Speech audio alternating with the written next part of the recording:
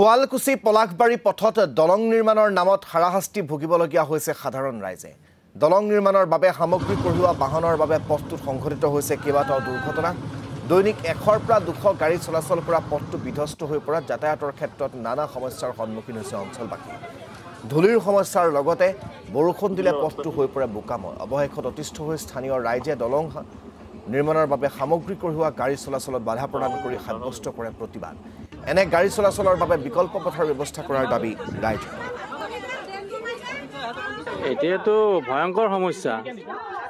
আমি মানে ডিচেম্বৰ মাহত ধূলিৰ সমস্যা খাই আছোঁ আৰু বাৰিষা কালত এই মানে বোকা পানী, ল'ৰা ছোৱালী স্কুলত যাব পৰা নাই।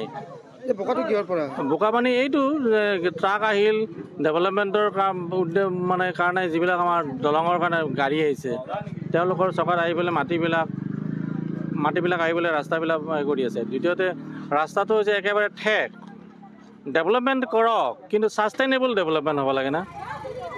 দলং এখন হোৱাটো মানে নেশ্যনেল ডেভেলপমেণ্ট হৈছে, কিন্তু এখন স্থানীয় লোকসকলক হাৰাছমেণ্ট দি পেলাই ডেভেলপমেণ্ট কৰাটো যুক্তিগত নহয়।